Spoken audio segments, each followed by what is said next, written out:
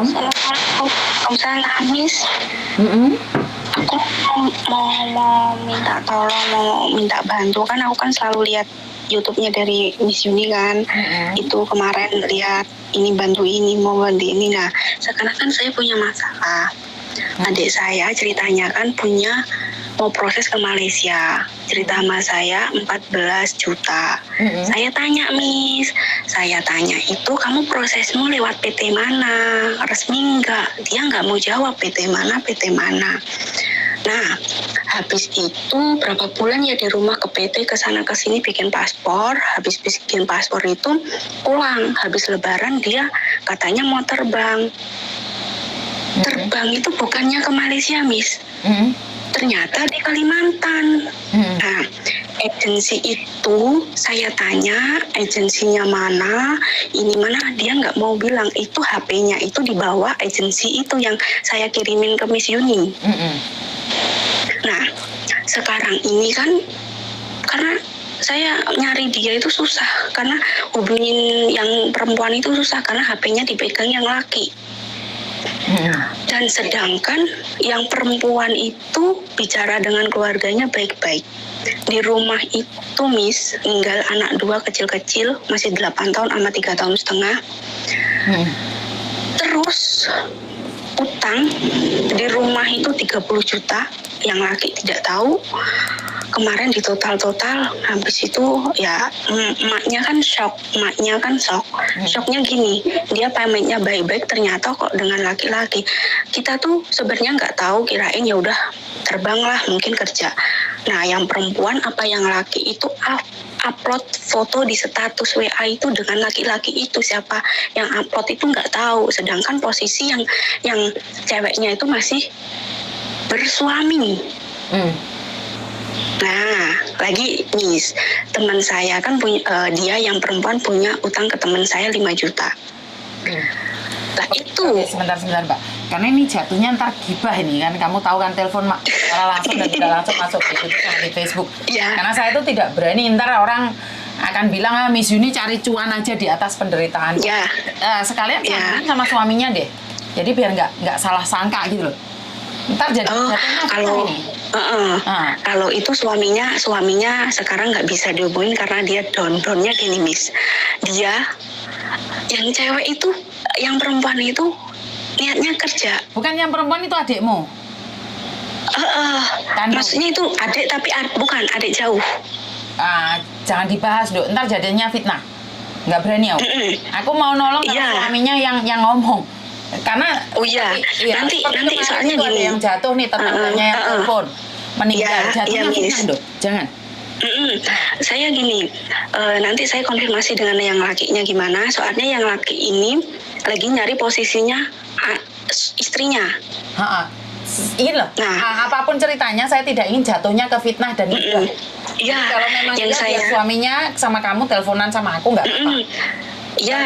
Nanti saya konfirmasi. Aku kan mau cerita ke Miss Yuni itu gimana. Jangan cerita dulu, Dok. Jatuhnya ntar ngibah. Aku nggak mau itu. Paham nggak maksudku? Jadi kalau kalau mau cerita sekalian sama suaminya aja. Karena saya tidak ingin di konten saya tuh jatuhnya kayak play team atau fitnah. Kirain nanti dikirain saya fitnah apa gimana? Betul. Saya Miss, nanti gimana? Nanti saya akan konfirmasi dulu dengan suaminya. Kalau kita nanti kan digabungin, kan lebih enaknya. Jadinya semuanya kebahas semua. Betul. Jadi memang saya dari tidak ingin agensi itu, dari agensi mana itu kan kita nggak tahu itu ilegal apa resmi. Jadinya kebahas semua, kan nanti kita udah clear gitu. Betul. Ya udah, sekarang gini, aku tak konfirmasi dengan yang suaminya. Oke, kamu cari dulu suaminya ya. Makasih sorry ya sayang. Oke, Papa. Oke, saya tidak ingin jatuhnya fitnah, Mbak. Sekali lagi, bentar ya, tak catat nomornya ya. Kalimantan.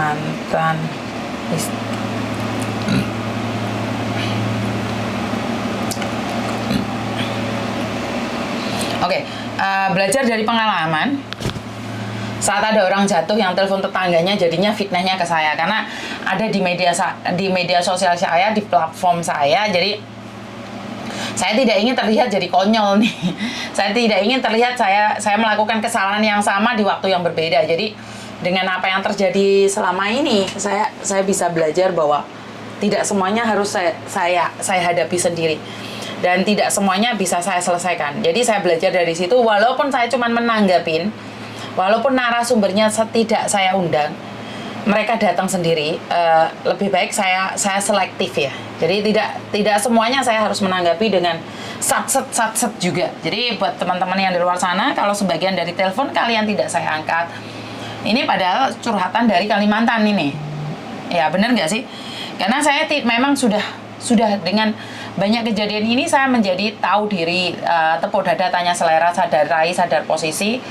Jadi biar saya tidak ingin kesalahan yang sudah terjadi saya ulangi. Benar nggak sih Mbak? Jadi kalau sudah melakukan kesalahan itu buat cerminan buat saya pribadi bahwa banyak hal di luar kendali saya, banyak hal yang preventif di luar sana. Tiba-tiba ternyata yang telepon itu selingkuhannya atau istrinya pergi karena ada wanita lain atau seperti apa, kan saya nggak tahu nih. Bener nggak? Setuju nggak? Jadi karena kalau sudah menyangkut rumah tangga itu sebenarnya sudah di luar tujuan saya itu cuma mendengarkan curhatan, tapi malah berbalik arah ya, seolah-olah saya itu pemecah segala masalah, padahal tidak semua masalah saya bisa pecahkan. Jadi ini adalah liku-liku kehidupan, ini bisa dibilang bukan curhatan para TKW malian ya. Jadi membahas liku-liku hidup. Waduh. Jadi ya suami ditinggal selingkuh, pelakor, terus ngapusi, dan anak dianiaya, disakitin.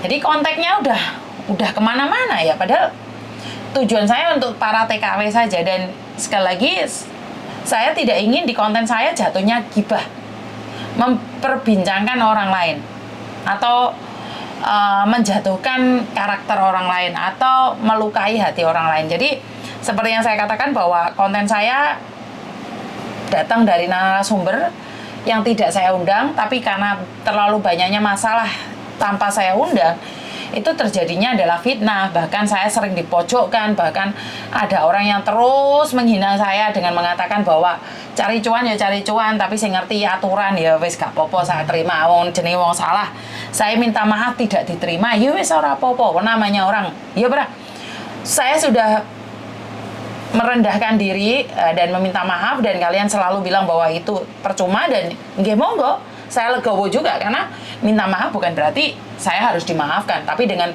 permohonan maaf itu saya sadar diri, sadar posisi, walaupun saya tidak mencari narasumbernya sendiri yang telepon saya.